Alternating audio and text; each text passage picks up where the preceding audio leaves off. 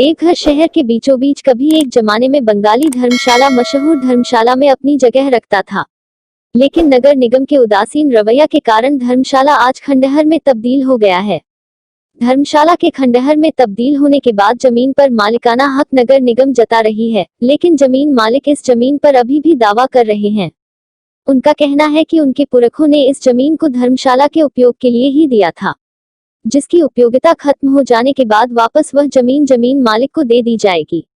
मालिकाना हक जताने वाले लोगों का कहना है कि इस जमीन पर पुनः धर्मशाला का ही निर्माण किया जाए। अभी कुछ ही दिनों की बात है जब इस जर्जर भवन के आगे नगर निगम के संपत्ति का बोर्ड लगा हुआ था, लेकिन आज वह बोर्ड वहां से नदारद है। अपनी संपत्ति को देखने जब नगर निगम के नगर आयुक्त शैलेंद्र कुमार लाल बंगाली धर्मशाला परिसर में पहुंचे तो वहां उनका विरोध किया गया। यह विरोध जमीन मालिक के दावेदारों ने की थी। हालांकि नगर निगम के आयुक्त ने इस पूरे मामले में कोर्ट की बात बताया है।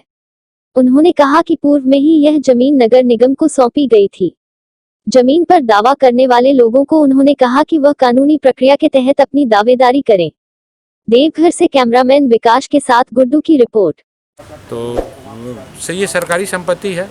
कई मैंने कुछ कतिपय माफिया लोग जो हैं सो कॉल्ड भू माफिया लोग बारंबार प्रयास करते हैं। दो तीन केस भी चल रहा है, हाई कोर्ट में भी चल रहा है और सिविल कोर्ट में भी चल रहा है। उसकी स्पीडी हियरिंग के लिए हम लोगों ने कहा है ना, अर्ज किया था, तो वो भी चल रहा है।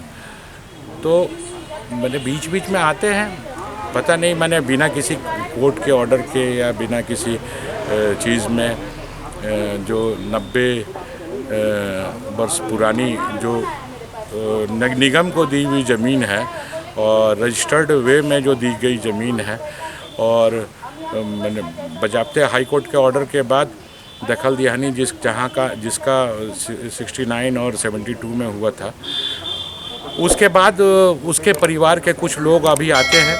इनको भी आधी अधूरी जानकारी रहती है, ये लोगों के बरगलाबे में भी आ जाते हैं। तो इनको हमने कहा है कि जो बने इससे संबंधित जो कानूनी अड़चन है या जो भी बने जो सही चीज़ है उसकी जानकारी आप निगम में ले लें। और मैंने ऐसा नहीं है, रजिस्टर्ड वे में यदि निगम को मिला है तो रोड पर इसका कोई फैसला होगा नहीं। अगर आपने अभी तक हमारे चैनल को सब्सक्राइब नहीं किया है तो तुरंत चैनल को सब्सक्राइब करें और बगल वाले बेल आइकॉन को दबाना न भूलें।